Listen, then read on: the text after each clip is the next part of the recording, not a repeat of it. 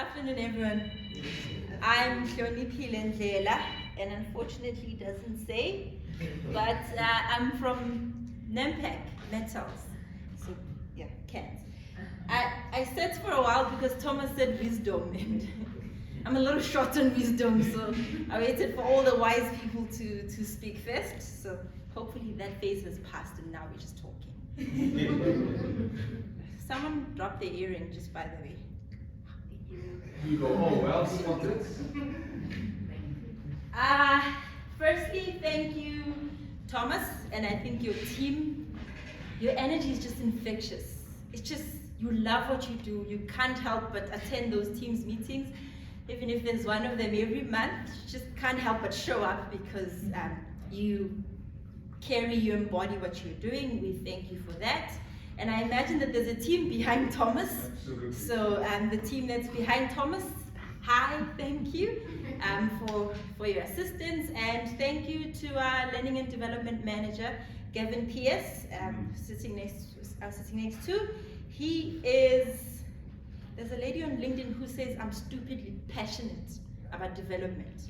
That's who Gavin is. And I say because it's a little bit of insanity to be an L&D manager in the space of budget cuts. For those of you that are L&D managers, in this era of we don't have money other than the money we use to make our products, you have to have just a grain of insanity to keep pushing that passion. A friend of mine asked me while I was driving here, how are you going to Indaba Hotel for a celebration? Aren't you guys going through the most? How are you still paying for training? I'm like, well, we're trying to sustain what we have of the business, and that requires investment. Now, you may not yield the results now, but you need that investment. And that's what Gavin is here for. He will fight ferociously for everyone that's in this room. And I extend that to all the L&D managers that are here from the other organizations. And to the delegates, thank you for availing yourselves for this opportunity. Thank you for making yourselves vulnerable to these activities. I've attended some of them. It requires a little bit of vulnerability. And thank you for not telling on us today. I know that it hasn't been easy because most of us have asked you for your work even when you are here. Most of us have emailed you. Most of us have said, well, when you have a moment, can you just email me this? So thank you for your patience and thank you for indulging us while you are here. We truly appreciate it. And I hope that this carries on for Nampak. I think Thomas is a bit biased. I see some of our words there. If you see can do, that's on my t-shirt. And I see some of our values as well that are showing up here. And that's great. I just have one problem, Thomas.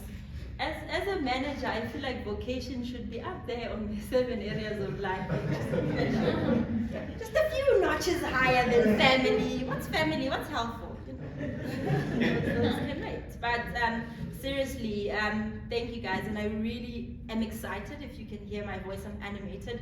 I'm excited for you because I think one of the managers said it that, and one of the delegates said it, that this is more about you as a person than it is about you as a manager, because you bring yourself to work with. So whoever you are as a manager is very much dependent on who you are as a person.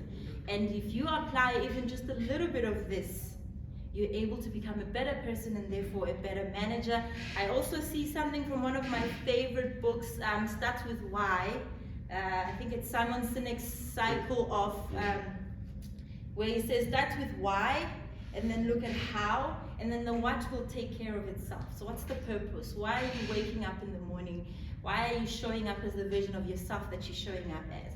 If you've got the why, you'll get the how, and the results come for themselves. So this is you guys taking the first step to start finding your why.